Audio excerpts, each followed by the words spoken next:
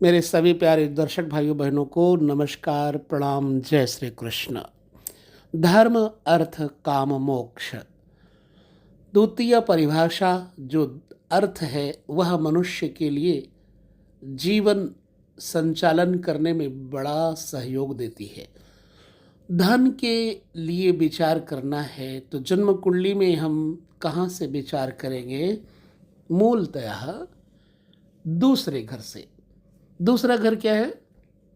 कुटुंब का भी है, और कुटुंब से शुरुआत होती है समाज की। अर्थात यदि हम अपने कुटुंब का भरण पोषण पालन आदि अच्छे से कर लेते हैं तब हम समाज की तरफ बढ़ेंगे।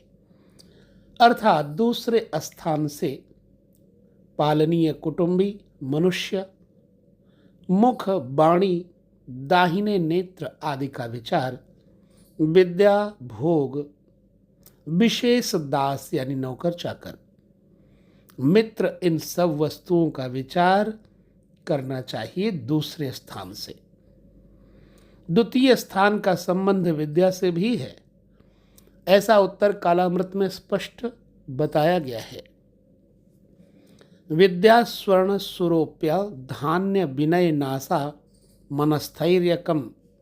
अर्थात विद्या सोना चांदी, धान्य, विनय बोलने का सलीका, नासिका तथा मन का धैर्य आदि इन बातों का विचार द्वितीय भाव से करना चाहिए। धन भाव और शासन, इस पर हम थोड़ी चर्चा कर लेते हैं।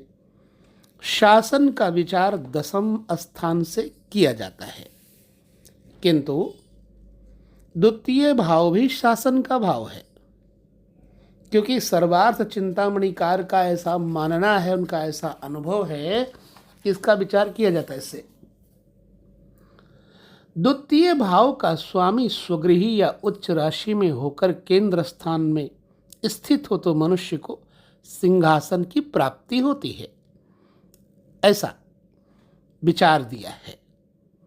अब द्वितीय भाव में कौन सी राशि आपको धन दिलाने वाली होगी, अर्थात आपका कार्यक्षेत्र क्या होगा, ये एक महत्वपूर्ण विषय है जिसका ज्योतिष में परिपूर्ण रूपेण विवेचन किया गया है।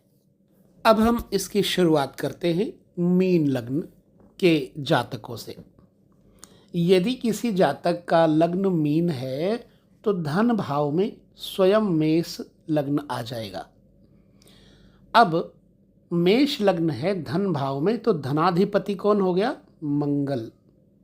और धनाधिपति मंगल नवमेश भी हो जाता है, क्योंकि नवम भाव में वृश्चिक राशि आती है। नवम भाव क्या है? भाग्य, धर्म, यहाँ से राजयोग इत्यादि का भी पता किया जाता है, क्योंकि नवमेश और दसमेश की युति राजयोग बनाती है। तो जब धनेश मंगल होगा तो ऐसा बलवान मंगल जातक को अतुलित संपत्ति का देने वाला हो जाता है और राज्य अधिकारी भी बनाता है। धनोपार्जन में इस व्यक्ति की विशेष सहायक हो जाते हैं कौन? राज्य अधिकारी। इसके विपरीत यदि मंगल निर्बल, पापयुक्त अथवा पाप दृष्ट हो तो इस व्यक्ति को धन के विषय में नुकसान भी होता है। अब देखना होगा मीन लग्न वालों को कि उनका मंगल कैसा है। यदि मंगल अच्छा है तो उनके पास धन की कमी नहीं होगी, लेकिन यदि मंगल पर बुरे ग्रहों की दृष्टि इत्यादि होगी, युति होगी, तो ऐसे व्यक्ति को धन के मामले में असमय मार पड़ती है, अर्थात उसका धन चला जाता है। जैसे मंगल नीच हो जाए तो क्या होता है? धन का नुकसान होगा, उसका पैसा नीच में खर्च होगा। कई बार क्या होता है, जब मंगल नीच का हो जाए, द्वितीय नीच का हो जाए, तो उसकी स्त्री का छोटा भाई ही जातक के धन का विनाश करने वाला हो जाता है, यानी ससुराल पक्ष से उसका साला ही उसका पैसा, व्यक्ति का पैसा नष्ट करता है। और कई बार ऐसा देखा भी गया है। मंगल यदि नीच का हो तो माँ के बड़े भाई अर्थात मामा की आयु कम करता है, क्योंकि द्वितीय स्थान माता के बड़े भाई का भी होता है।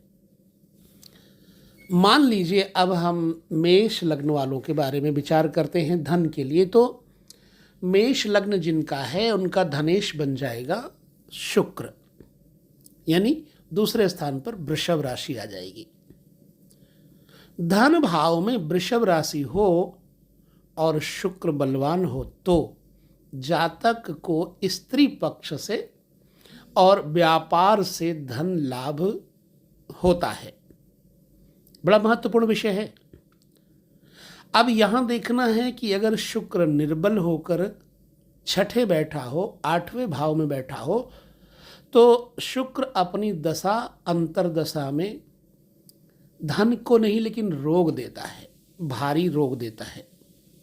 शुक्र यदि बलवान हो तो मुख सुंदर होता है।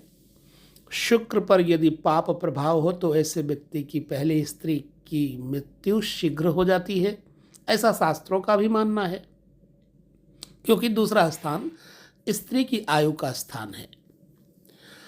अब शुक्र सप्तम तथा उससे अष्टम द्वितीय भाव का अधिपति हो जाता है, तो शुक्र को प्रभावित करने वाले ग्रहों से स्त्री के मरण का विचार भी किया जाता है। एक बात ये हो गई। अर्थात मेरा तात्पर्य कहने का ये था कि धन की कमाई का स्रोत मेष राशि वालों को स्त्री और व्यापार की तरफ से शुक्र ही विचार करवाता है। हम चूंकि वीडियो को और ज़्यादा बहुत बड़ा नहीं करेंगे, इसको 2-3 भाग में देंगे। मान लीजिए कि किसी का वृष लग्न है। अब वृष लग्न वालों के लिए धनेश कौन बन जाएगा? मिथुन राशि बन जाएगी और धनेश बन जाएगा यहाँ पर बुध। यदि द्वितीय स्थान में मिथुन राशि हो और बुध बलवान हो तो व्यक्ति प्रखर प्रवक्ता होता है, वक्ता होता है, वकालत इत्यादि से वो अच्छी कमाई कर सकता है, क्योंकि वाणी कारक बुध स्वयं 2 वाणी भावों तथा जैसे द्वितीय और पंचम का स्वामी बन जाता है।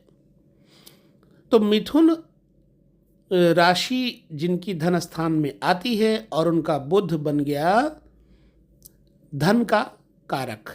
अब यदि बुध और शुक्र इकट्ठे बैठे हों और उन पर मंगल आदि पापी ग्रहों की दृष्टि का प्रभाव हो, तब भी जातक की मनुष्य की पहली पत्नी दीर्घजीवी नहीं होती। यह प्रकरण जरा भिन्न है। कारण ये है कि स्त्री भाव का अष्टमेश तथा स्त्री कारक दोनों पाप प्रभाव से पीड़ित हो जाते हैं। ठीक है। अब द्वितीय भाव तथा द्वितीयेश राहु और मंगल के प्रभाव में हो अगर, तो ऐसा व्यक्ति कुमार अवस्था में अर्थात बचपन में अपने पढ़ाई लिखाई के लिए कुटुंबियों से अलग हो जाता है। किसी हॉस्टल वगैरह में उसकी पढ़ाई होती है, माँ बाप से अलग होकर के रहता है, या फिर किसी अन्यत्र संबंधी के पास रह करके पढ़ता है। जैसा कि आप पहले देखते होंगे कि बच्चे ननिहाल चले जाते थे पढ़ने के लिए, कोई मौसी के यहाँ चला जाता था, बुआ के यहाँ चला जाता था। तो ऐसा योग अगर देखना है तो आप दूसरे स्थान से ही देखेंगे। चलिए मान लीजिए कि आपका लग्न है मिथुन, और मिथुन लग्न में जो धनेश बनेगा वो बनेगा चंद्रमा। अब यहाँ चंद्रमा मिथुन लग्न वालों को धन के विषय में विचार देगा। यदि चंद्रमा बलवान हो तो उच्च पदवी एवं धन की प्राप्ति होती है। माँ की बड़ी बहनों की संख्या यहाँ पर अधिक होती है अगर चंद्रमा कारक दूसरे स्थान पे कर्क राशि का स्वामी बन जाता है। अब चंद्रमा की कंडीशन बताती है कि माता की बहनें, बड़ी बहनें ज़्यादा होंगी और ऐसे जातक की आंखें सुंदर होती हैं। यदि चंद्रमा निर्बल हो तो मनुष्य निर्धन और कुटुंब से बैर रखने वाला होता है। अतः मिथुन लग्न वालों के लिए चंद्रमा बन जाता है धनेश। तो ये विचार आपको समझ में आ गया होगा। अब हम देखो, जो कन्या कर्क राशि वाले हैं, कर्क राशि अर्थात जिनका लग्न कर्क है, उनका धनेश कौन होगा? कर्क लग्न वालों का धनेश बन जाएगा सूर्य। अब यहाँ धन का विचार हमें सूर्य से करना होगा। अगर द्वितीय भाव में सिंह राशि पड़ती है और सूर्य बलवान हो जाए तो ऐसे अवस्था में जातक को शासकीय अधिकार के द्वारा धन प्राप्ति होती है। इसका मतलब क्या है कि ऐसे व्यक्ति को शासकीय अधिकार, शासन अधिकार इत्यादि की प्राप्ति होगी, तभी उसे शासन से लाभ होगा। क्योंकि मनुष्य की वाणी ओजस्वी होती है। सूर्य दूसरे घर में है, दूसरे घर का मालिक है सूर्य। अब वो कहीं पर भी बैठा हो, सूर्य अगर उस पर कोई कुप्रभाव नहीं है ग्रहों का, तो आपका जो धनेश है सूर्य, वो आपके वाणी के ओजस्विता के द्वारा भी आपको अत्यधिक लाभ दिलाएगा। माँ के बड़े भाई भी दूसरे घर से विचार किए जाते हैं। अगर सूर्य निर्बल होगा तो जातक को आंखों में कष्ट और कुटुंब से विरोध देगा और राज्य की ओर से हानि भी देगा। क्योंकि जो धनेश होगा वो पुष्ट होगा तो धन और धन के कारण तथा रिश्तेदार और कुटुंबी भी पुष्ट होंगे। अब जिन लोगों की सिंह राशि अर्थात लग्न में सिंह लग्न आता है, तब उनका धनेश कौन बनेगा? बुध बनेगा। बड़ी बारीकी से आपके साथ हमने चर्चा कर रहे हैं। तो यदि सिंह लग्न है तो दूसरे घर का मालिक बन जाएगा बुध। अब बुध अर्थात बुध की अवस्था पे धन का विचार करना पड़ेगा। चूंकि बुध वाणी का भी स्वामी है और यदि बुध अच्छा है, जिस भाव में है उस भाव में कोई उसका विरोधी ग्रह ना हो, तो ऐसे व्यक्ति के पास धन संपत्ति तो आएगी ही और ऊंची पदवी भी मिलेगी। मूल्यवान वाहन, भूमि आदि सब वस्तुएं, उत्तम वस्तुएं उसे प्राप्त होंगी। यदि बुध बलवान हुआ तो स्वयं को खूब धन देगा। ऐसा व्यक्ति ब्याज से भी धन पाता है, क्योंकि पैसे से पैसा कमाने का योग बन जाता है। ऐसे व्यक्ति की माता की कई बहनें होती हैं, क्योंकि माँ का स्थान चौथा है और चौथे से ठीक चौथे लग्न में देखा जाए तो लग्न से 11वां स्थान होता है बड़े भाई बहनों का। चूंकि बुध बहनों का है तो माँ की कई बहनें होंगी। और इसके विपरीत यदि बुध निर्बल हुआ तो पाप युक्त या पाप दृष्ट हुआ तो इस व्यक्ति को कुमार अवस्था में विद्या प्राप्ति में बहुत अड़चनें आएंगी, असफलताएं मिलेंगी, धन का नाश होगा, माता पिता से दूर रह कर के विद्या अध्ययन करना पड़ेगा, गरीबी में विद्या अध्ययन करना पड़ेगा, वाणी में दोष आदि फल दे देता है बुध, यदि धनेश बुध है तो। अब धनेश यदि शुक्र है तो कैसी अवस्था में धनेश शुक्र बनेगा? कन्या लग्न होने पर धन का जो स्वामी है वो बन जाएगा शुक्र। अब धन का विचार शुक्र से करना होगा। द्वितीय भाव में तुला राशि हो तो शुक्र नवम भाव का भी स्वामी हो जाता है। ऐसे व्यक्ति को अचानक धन प्राप्त होता है। इसको राज्य अधिकारियों की कृपा से फलस्वरूप धन की प्राप्ति होती है। अगर शुक्र इसी तुला राशि में केतु के साथ बैठा हो तो लाखों रुपयों का स्वामी, करोड़ों रुपयों का स्वामी बनाता है। यह व्यक्ति सुंदर आकृति वाला तथा शिष्ट वाणी वाला होता है। बोलने में इसका लहजा बड़ा ही सुंदर होता है। तो ये शुक्र अगर धनेश है तो कई बार उसकी स्त्री, क्योंकि कुटुंब का भाव भी दूसरा है, उसकी स्त्री के माध्यम से संपत्ति आती है, अर्थात उसकी स्त्री पैसा कमाने वाली होती है और सुमुखी होती है, सुंदर होती है, मधुभाषिणी होती है।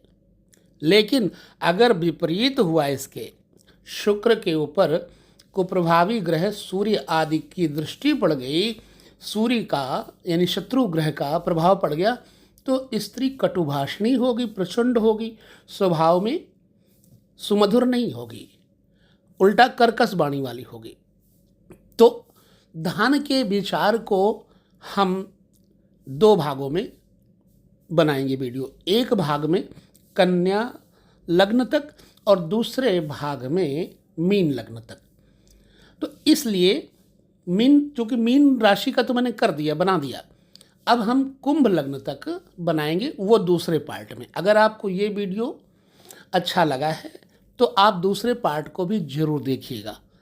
तो हम मिलते हैं दूसरे पार्ट में, लेते हैं विदा। नमस्कार, प्रणाम, जय श्री कृष्ण।